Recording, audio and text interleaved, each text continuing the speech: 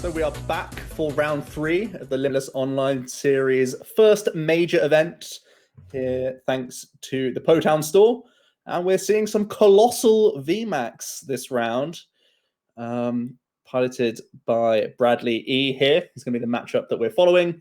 Starts off with a turn attachment, also has a Rotom phone, always a nice combination that we see alongside the heavy usage of a Rangaroo to combine with that Primate Wisdom. Looks like he's just going to pick up an attachment for the next turn, and looks like he's going to be content to pass things over for his first turn. And I'm joined by Kirk for this third round, so welcome to the stream, Kirk. Thank you for having me. Excited to be here. And I see you're really testing my metal off the cuff here. Colossal VMAX and Rotom phone. So you can't step away too long and have a good working knowledge of those two things. So we're gonna go ahead and talk through this Jirachi Stellar Wish after grabbing a switch, and Manphy with its Whirlpool Suction able to switch things out of your opponent's active, effectively like an escape rope of sorts if it buries itself back in the deck. Joe, Colossal VMAX, what's it trying to do to its opponent here? It's a big tanky boy. He is also a fighting type, so trying to prey on what's expected to be the two most popular decks, the Pikachu and Zekrom and Eternatus. When ADP goes away, Colossal's matchup spread seems to be a lot better for you, and the type coverage seems a lot more viable. You're just trying to lean into that high hit points of the VMAX. You're trying to use stone fighting energies for extra reduction of damage that you're receiving. You've got buff paddings in the deck as well, so you're a big tanky boy trying to just swing efficiently with your VMAX, and you're trying to stack your top deck to be an energy card so you can do the maximum damage output for just one energy on that Colossal VMAX. That's kind of the main strategy there, using that Eruption Shot for full value. Playing into what seems to be a welding deck, as we're seeing the search for the Volcanion here. Going second is always such a great option to have that Flare Starter to start powering up some attackers. We've already seen some switch outs with Jirachi. We finally see the Crystal for the energy drop on the Volcanion. We may see Dedicage or Crobat at this point to look for some attackers so that you can start using that Flare Starter. And we obviously a Quick Ball now could well be for one of those drawing options, depending on what their hand's looking like. Seeing as though they got rid of a Scoop Up Net tells me they probably have another Scoop Up Net or Switch in hand to move this Jirachi out of the way, and they can move on in with Volcanion. And right on cue, they did not have the other net. I guess they're hoping to sandbag it off this Dedenne GX. Yeah, I don't know why they wouldn't, right? I guess my quick question is, Joe, if it was worth doing when they had they obviously had one of the two quick balls, so they definitely had an out to another basic. Would have been worth Whirlpool suctioning a Colossal out, assuming this was going to be a setup turn for them to get something up into the active without an energy? Yeah, I could see it, certainly. Looks like we're ending the turn just on the Flare Starter instead. Does find that Center Scorch V, powering that up massively. So it's going to be a VMAX into VMAX matchup here. But yeah, I don't mind the Fiona there. I feel like it's a pretty good option to just force an attachment elsewhere, because, you know, the Colossal does attack for just one attachment, but at the end of the day, they're trying to build towards the second attack, which is a 4 energy attack cost. So trying to make it more awkward is always a benefit to you. We do see a buff padding come down. Just going to make this Colossal a little bit chunkier. Looks like we are still missing out on the VMAX right now. Could be looking to Quick Ball to find some setup Pokemon here. Does play one Dedenne GX and one Crobat in the list. You can just get rid of the Marnie here, switch into the Oranguru and get a fresh 6 cards if you choose to go in with the Bat, or you could choose to get rid of the Switch instead and just hold the Marnie if you are looking to Crobat just for 5 instead. Seeing the Switch go here means we're probably seeing the Crobat here hold on to that Marnie. Always a good tool against the Welder decks to just keep their hand size reduced that little bit. And we've actually seen a really nice draw there.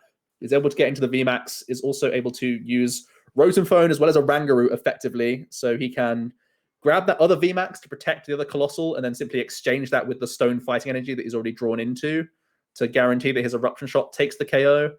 Alternatively, if he wants to, I feel like this VMAX is the best choice. You can now Oranguru your Stone Fighting to the top of the deck, evolve into your next VMAX, so there's no real easy prizes for the opponent outside of that Crobat. And you're already pushing that Colossal, threatening a Gmax Boulder next turn. And I mean, he is thick at this point. He's 400 hit points right now, so he's way out of range of any Center Scorch plays, even with Welders involved. That is absolutely true, no joke. But as on cue, that Centiskorch is going to be stepping into the active. One thing that is nice about Centiskorch VMAX, there is no cap. As long as you've got fire energies to attach to it, its damage output climbs. So there is a theoretical point in this game, if they don't get these Centiskorch VMAXs under control, that Colossal, regardless of how many cool buff paddings and stone energies it carries, it can go down. Now you see Giratina with Dimension Breach, which is one of the few ways in this format to aggressively attack these special energies, like your coding energies or the stone energies. And it's really going to drag that Colossal VMAX back into the range of this Centiskorch V now, hopefully a VMAX after that Crobat to try and power its own self up. Yeah, I think that's actually a really important pickup, the Giratina, because keeping yourself out of the Gmax Boulder range is a really big deal, because it's such an easy 2-hit KO. You Gmax Boulder into an Eruption Shot, and now you're pushing that into potentially 3 Eruption Shots instead, and that's a lot more awkward for the opponent. So Giratina making you deal a lot more damage, but also pushing that Gmax Boulder 1 turn further away.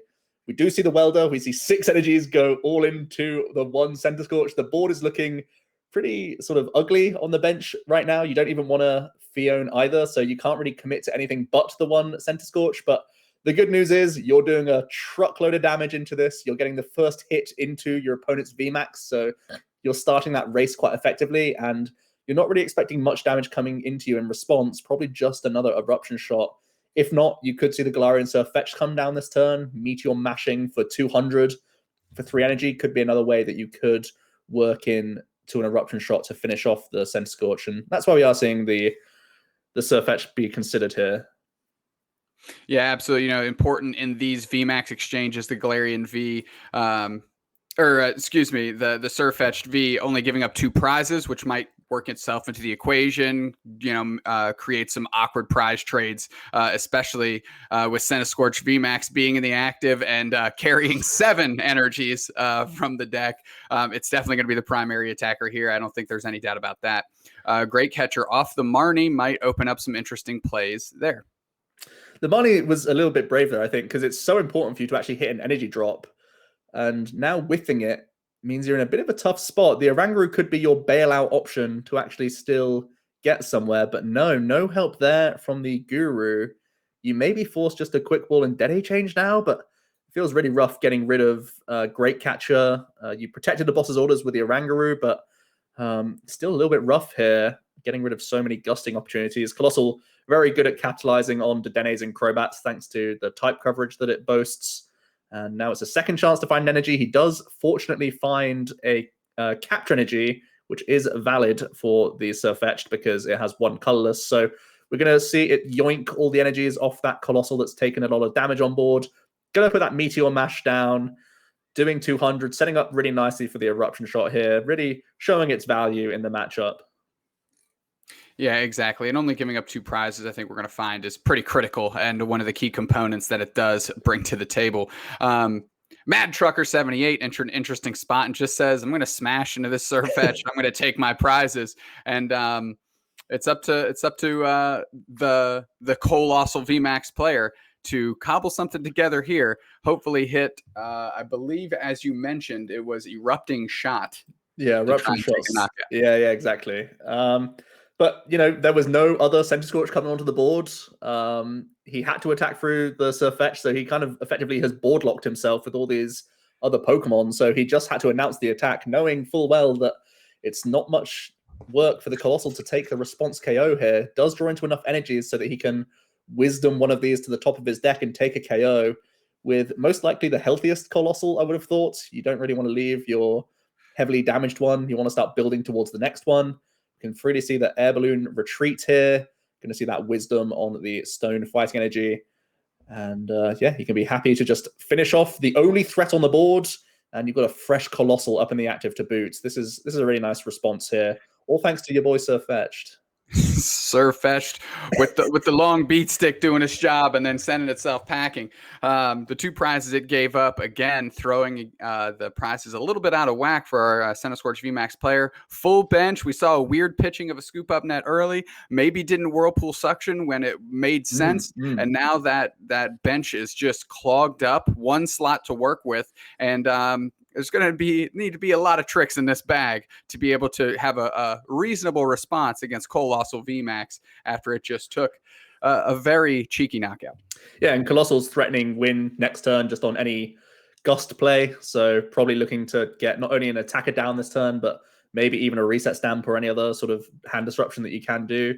We are going to see the search for the Retro Charizard. This is the way you can burst some damage into play by double blazing for 200 and then trying to weave in the Flare Strike afterwards. Could be a nice way to do a lot of damage. There's currently a Stone Fighting in the mix, but you'll still be able to get there over 2 turns, even with those reductions. So we are seeing the Welder, at least for now, and if he can continue to get some hand disruption, he's going to be still in this game. Yeah, I think pairing this particular turn up with a reset stamp is going to be critical because even if you are able to 2-piece a Colossal VMAX, you're still down to 1 prize, and Bradley's going to have a lot of cards to still work with, even if it is over the next 2 turns. And as you mentioned, Colossal. That'll do it. That'll do it. Yeah, I think there was 2 crystals already in the bin. Yeah, exactly. So he'd actually run himself out of energy. 7 fire already in the discard pile. Didn't have enough to double blaze into Flare Strike because he just unfortunately had those crystals going early. But yeah, Colossal really impressive there. Took that easy 1 prize on the Volk.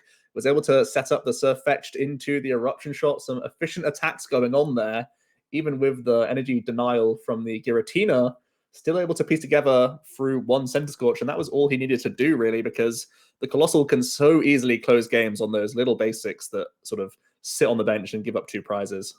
So we're seeing Mad Trucker 78 on the Center Scorch VMAX deck going second. They went second in game 1. Game 2, what do we need to do a little differently here to put themselves maybe on the front foot? Because they, if they were choosing to go second and they got to go second in the first game, you'd have to think that this is their preferred position to be in. So how do we leverage that? Yeah, so I think you actually have to be mindful of that prize map that Colossal's going to try and do. Sometimes just not using the Volcanion at all, not leaving a Jirachi active is going to be one of your better approaches. Just leave a Center Scorch active instead and try and make it hard for them to go for the Geomax Boulder, knowing that Center Scorch can normally take 3 attacks. If you build up 2 Center Scorch instead, you should be fine. Yeah, he's literally just going over what we've just said. Got rid of the crystals, unfortunately, too early. One of those cards that you love to see in the late portion of the game and not in your opening hand, unfortunately. But yeah, and he has ended up starting the Volcanion. Looks like Bradley does have the optimal turn, really. Just quick balling and energy for a Colossal is really all you're looking for. So looking pretty good for his start. He has a ton of optional supporters. And yeah, just going to be pretty content to attach to a Colossal V here, I think, as he did in that first game. Absolutely. 2 things. 1, I like that they're still having a little bit of chatter. Just because you're not in person doesn't mean you can't be amicable throughout the texture of the game. Love to see that. Number 2, Primate Wisdom, tucks a Malo Lana, gets the boss's orders off that, quick balls away. I think it was the Marnie, grabs Colossal, energy attach, Orangaroos in the active. They know that they're most likely going to go for Flare Start. I don't even have to worry about getting knocked out there. And we see an oh my god from Mad Trucker is mad right now. I'm pretty sure. I think he's got not much to work with. I think he's Flare Starting to Volk here. I'm pretty sure that's what OMG means to me, really. So forget everything we talked about. This is not how you draw this up. I know we were trying to leverage some advantages here, but Mad Trucker 78 getting drugged to the woodshed by a starting hand, and Colossal VMAX is here to put on pressure. And I think we're going to see our first Volcanion go away. Even better, right? You see the energies going 1 to the active, 2 to the bench. Yeah. This isn't great. I mean, you do this just in case the Crobat gets picked up instead and you have Heatran plays around, but he knows exactly what to say in this sort of situation, right? He's in a bit of a rough spot. Interesting that we see the Wisdom first. It makes him have to find another Orangaroo now, which he fortunately does with the Calm here. But he technically did risk missing an Eruption Shot KO here. But that risk kind of paying off or not being punished by drawing into an energy and being able to wisdom that one now to the top. So he's going to be able to just progress through his game as per usual. If he finds another energy, he's even more happy here, but just the Surf Fetched and just going to Eruption Shot for the 1 KO. It's pretty easy pickings for the Colossal right now. All he needs to do is continually draw into energy cards, essentially, and he's going to be chilling right now because he's well ahead on prizes and tempo, and there's not really many threats coming down right now from the Volk side. Yeah, I think that's an understatement. Mad Trucker kind of walking us through that, maybe not seeing the same amount of luck and fortune that they saw yesterday. And, from our point of view here, it doesn't look like, Lady Luck is on their side either. But we are seeing a Center Scorch do its very best, picking up a barely lit torch here in the form of 1 fire energy. And we'll see what Volcanion wants to do in the active before it gets punched through by a Colossal VMAX. So High rough. Heat Blast for 50. You're about 16 away from those from getting your 3 prizes. It's so rough. Like, realistically, you're not out of the game in that situation as long as you can chain Welder into Welder on the bench, and the 110 leads into a big Center Scorch and you're getting through this Colossal. But as it stands right now, his hand can't be looking too great because he's been doing the minimal actions each time. We're also seeing the Colossal get proactive on the Center Scorch V, and we're going to see the Galarian Surf Fetched come down as well here. And we are just going to see the Eruption Shot for another 130, thanks to the Primate Wisdom, thanks to the Rotom Phone, putting it where you want it so you can get to work on the Center Scorch. What else can we talk about here? How's your day going? It's not bad. For us North Americans, it's about an hour till noon. So, since it's the weekend and we might not be seeing a lot of North American Pokemon TCG fans rolling in just yet. This might be one to miss. Not going to lie. There's not a lot of exciting things going on, but Mad Trucker 78 doing their absolute best. We did see a little blurb pop up. Started 6-0 yesterday. Haven't won a game since. We call that in the biz a slide. Yeah. Just 90 with Volcanion. 110 with Volcanion, 90, whatever, basic math. That helps.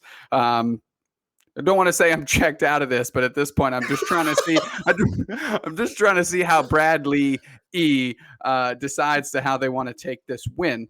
Mad Trucker playing along, having fun, enjoying their spot in the spotlight. Their role in the spotlight here, and kind of being the Colossal V punching bag. You love to see it, keeping us entertained, keeping us honest. Joe, talk to me. Let's say this match was going much different. We have a Center Scorch VMAX on the other side of the board.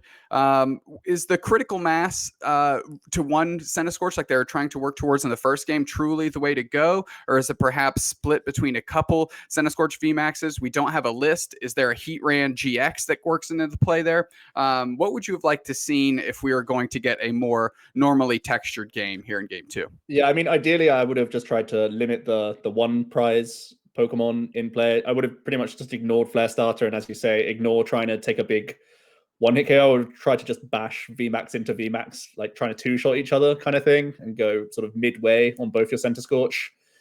Because Colossal taking that 1 prize means it's so easy to close their late game on a Crobat or a Dedenne. So trying to make that prize map a little bit more difficult would have been the idea, at least. But Center Scorch going out with a whimper, unfortunately, because they've not had anything to work with this entire game. Giving up a couple of Volks early. You've got a Center Scorch right now. Swinging, not even close. Letting us know that he's not seen a supporter. We're well aware. If I were to guess, if they had a supporter, they would have played one, even if it was a boss, just to get something new in the active and maybe buy some turns. At that point, you got to play to all your outs. A very unfortunate GMAX Centriferno is going to see curtains here on the big Centipede.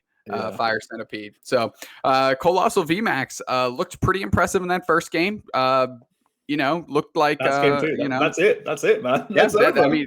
Looked great game 1. Game 2, I mean, it looked like it just looked like a starter deck or something like that. And it just did its thing. It attached an energy. It was like, okay, I guess I'll attack again. I guess I'll just attack, and let's attack one more time. And Here we are. Here we are. That Yeah. is round 3 of today. I think 12 overall in the bag. Joe.